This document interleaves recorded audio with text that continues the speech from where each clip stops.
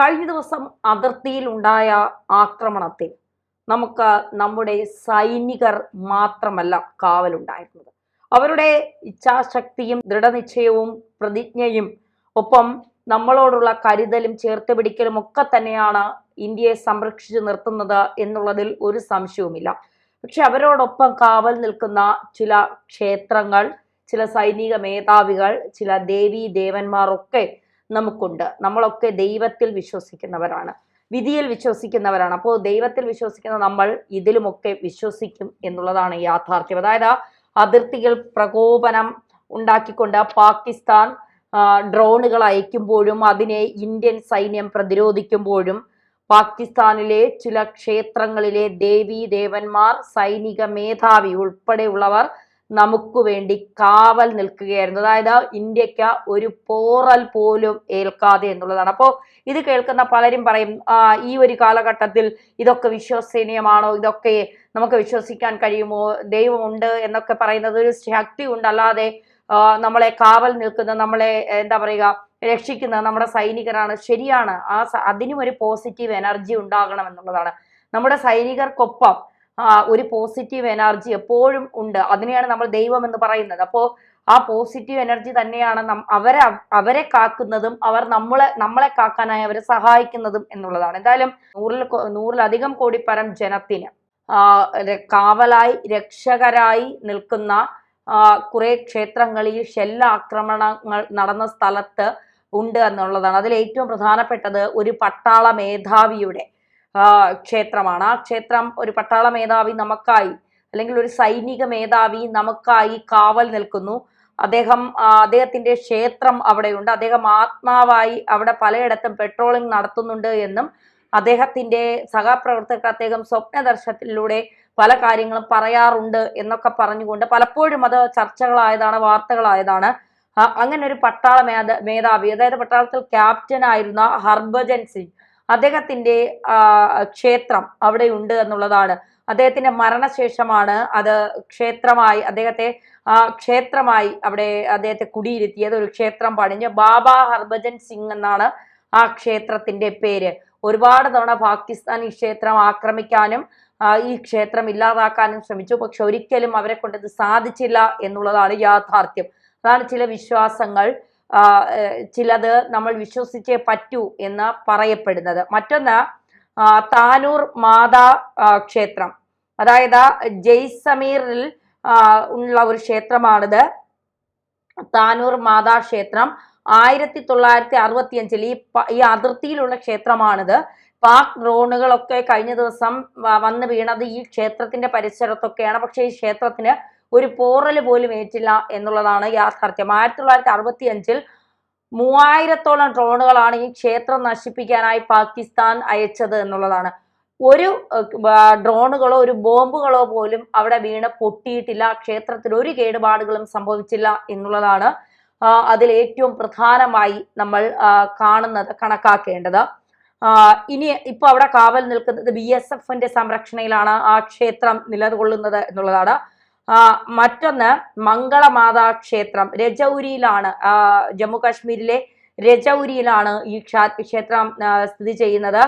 1947 ഈ ക്ഷേത്രം ആക്രമിക്കാൻ പാകിസ്ഥാൻ വലിയ ബോംബുകളൊക്കെ വർഷിച്ചുകൊണ്ട് പാകിസ്ഥാൻ ഈ ക്ഷേത്രം ആക്രമിക്കാനായി തുനിഞ്ഞു. അപ്പോഴും ഈ ക്ഷേത്രത്തിന് ഒന്നും സംഭവിക്കാതെ തലയെടുപ്പോടെ മംഗളാദേവി ഇപ്പോഴും അവിടെ കാവലായി നിൽക്കുന്നു. അതിർത്തിയിൽ നമ്മളെ ശത്രുരാജ്യം ആക്രമിക്കാതെ നമ്മളെ മുന്നോട്ട് കൊണ്ടുപോകാൻ കാവലായി തലയെടുപ്പോടെ മംഗളാദേവി നമുക്കൊപ്പം നിൽക്കുകയാണ് എന്നുള്ളതാണ്. മറ്റൊന്ന് പ്ലാറ്റോനാഥ് ബാബ് മൂർത്തി ക്ഷേത്രം എന്നുള്ളതാണ്. അതായത് ഇത് കാർഗിലാണ് ഈ ക്ഷേത്രം ഉള്ളത്. നായ്ക്കൾക്കൊപ്പം കാവൽ നിൽക്കുന്ന ഒരു ബാബയുടെ ക്ഷേത്രമാണിത്. ഈ ക്ഷേത്രം കാർഗിലാണ് സ്ഥിതി ചെയ്യുന്നത്.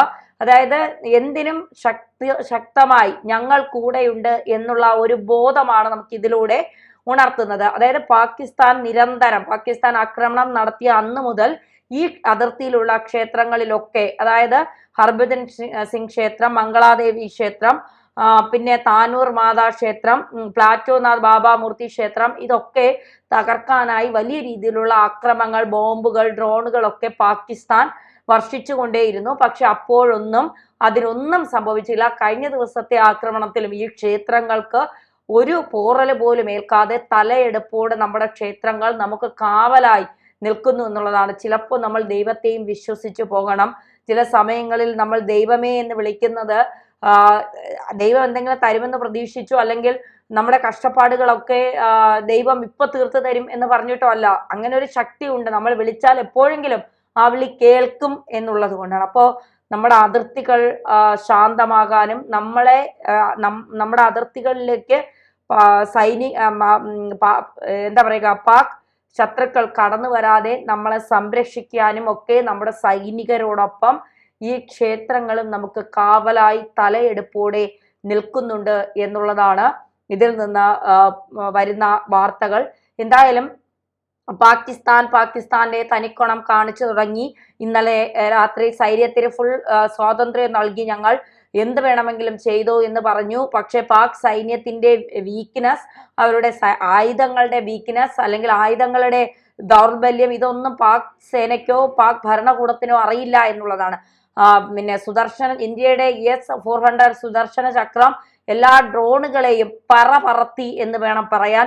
ഒരെണ്ണം പോലും നമ്മുടെ ഒരു സൈനിക കേന്ദ്രങ്ങൾക്കോ നമ്മുടെ ഒരു സൈനികനോ പോറൽ പോലും ഏൽപ്പിക്കാതെ എല്ലാം പടക്കം പൊട്ടുന്നത് പോലെ ആകാശത്ത് വെച്ച് തന്നെ പൊട്ടിച്ച് നമ്മുടെ ഇന്ത്യൻ സൈന്യം ഇന്നലെ ദീപാവലി ആഘോഷിച്ച കാഴ്ചയാണ് നമ്മൾ കണ്ടത്. പിന്നീട് നിലനിൽപ്പില്ലാതെ പാകിസ്ഥാൻ കുറച്ചു സമയമൊക്കെ കാര്യങ്ങൾ നിർത്തിവെച്ചിരുന്നു. പിന്നീട് വീണ്ടും ഭീകരവാദികളോട് കാല് പിടിച്ചു, എങ്ങനെയെങ്കിലും ഞങ്ങളെ ഈ നാണക്കേടിൽ നിന്ന് കരകയറ്റണം, അതുകൊണ്ട് നിങ്ങൾ ഇറങ്ങണം, ഞങ്ങളുടെ പട്ടാളക്കാർക്കൊക്കെ ഇനി ഇന്ത്യയോട് മുട്ടാൻ ഭയമാണ്, അതുകൊണ്ട് നിങ്ങൾ ഇറങ്ങണം. അവിടെ അജിത് ഡോവൽ എന്ന് പറയുന്ന ഒരു ബുദ്ധിരാക്ഷസനുണ്ട്. അയാൾ എന്തൊക്കെയാണ് മെനഞ്ഞെടുക്കുന്നതെന്നും എന്തൊക്കെ തന്ത്രങ്ങളാണ് മെനയുന്നതെന്നും ഞങ്ങൾക്കറിയില്ല, അതുകൊണ്ട് തീവ്രവാദികളെ നിങ്ങൾ ഇറങ്ങണം എന്നുള്ളത്. അവിടെയാണ് പാകിസ്ഥാൻ അടിപറ്റിയത്. ഇന്ത്യ അന്വേഷിക്കുന്നത് ഇതേ തീവ്രവാദികളെ തന്നെയാണ്. ഇന്ത്യക്ക് വേണ്ടത് പാക് സൈന്യത്തെയോ പാക് പട്ടാളത്തെയോ പാകിലെ ജനങ്ങളെയോ അല്ല. ഇന്ത്യക്ക് വേണ്ടത് ഈ തീവ്രവാദികൾ തന്നെയാണ്. ആ തീവ്രവാദികളെ കുരുതിക്ക് കൊടുക്കാനാണ് പാകിസ്ഥാൻ ഇപ്പോൾ നിങ്ങൾ ഇറങ്ങി ഇന്ത്യയെ അടിക്കുക എന്നുള്ളത്. അങ്ങനെ അടിക്കുമ്പോൾ പാകിസ്ഥാന് നഷ്ടപ്പെടുന്നത് എന്നെന്നും പാകിസ്ഥാൻ പോറ്റി വളർത്തുന്ന ഈ പന്നിക്കൂട്ടങ്ങളായ ഭീകരവാദികൾ തന്നെയാണ്. പന്നിപ്പടക്കങ്ങളുമായി പാകിസ്ഥാൻ വന്നപ്പോൾ നല്ല ഒന്നാന്തര സുദർശന ചക്രം വിട്ടുകൊണ്ട് നമ്മൾ അതിനെ അടിമുടി വിറപ്പിച്ച് അടിമുടി ഇല്ലാതാക്കി തവിട് പൊടിയാക്കി വിട്ടു എന്നുള്ളതാണ്. എന്നിട്ട് പാകിസ്ഥാൻ പഠിക്കുമോ എന്ന് ചോദിച്ചാൽ, തീവ്രവാദത്തെ വളർത്താൻ വേണ്ടി മാത്രം ഒരു രാജ്യം ഇങ്ങനെ കച്ച കെട്ടിയിറങ്ങുമ്പോൾ ആ രാജ്യത്തിന് ഒരിക്കലും എന്താ പറയുക, തീവ്രവാദത്തെ വളർത്താതിരിക്കാൻ കഴിയില്ല. തീവ്രവാദികളാണ് ആ രാജ്യത്തിന്റെ സ്വത്തെന്ന് പറയുന്നത്. കാരണം തീവ്രവാദത്തിലൂടെ ഒരുപാട് പണം അവരുണ്ടാക്കുന്നുണ്ട്, ആയുധങ്ങൾ ഉണ്ടാക്കുന്നുണ്ട്. തീവ്രവാദികൾ എന്താ പറയുക, ഈ ശത്രു രാജ്യങ്ങളെ പോയി നശിപ്പിച്ചിട്ട് വരുന്നുണ്ട്. അപ്പോൾ ഇതൊക്കെ പാകിസ്ഥാനെ സംബന്ധിച്ചിടത്തോളം പാകിസ്ഥാൻ ഏറ്റവും നല്ല രീതിയിൽ പ്രയോജനപ്പെടുത്താൻ കഴിയുന്നതാണ് തീവ്രവാദം എന്ന് പറയുന്നത്. അപ്പോൾ ആ തീവ്രവാദത്തെ പ്രോത്സാഹിപ്പിക്കാനായി പാകിസ്ഥാൻ എന്തും കാണിക്കും എന്നുള്ളതാണ്. പക്ഷേ ഇന്ത്യയിൽ വിശ്വാസമുണ്ട്. ഇന്ത്യയിൽ കുറെ ക്ഷേത്രങ്ങളുണ്ട്, സൈനികരുണ്ട്, കാവൽ നിൽക്കാൻ പ്രധാനമന്ത്രിയുണ്ട്, അജിത് ഡോവലുണ്ട്, രാജ്നാഥ് സിംഗ് ഉണ്ട്, അമിത്ഷായുണ്ട്, യോഗി ആദിത്യനാഥ് ഉണ്ട്. അങ്ങനെ നിരവധി പ്രഗത്ഭരായ മന്ത്രിമാർ, നേതാക്കളൊക്കെ നമുക്കുണ്ട്. നമ്മുടെ ഒരു രോമത്തിൽ തൊടാൻ ഇവന്മാർക്ക് കഴിയുമോ? ഒന്ന് തൊട്ടു നോക്കാം, അപ്പോൾ കാണാം.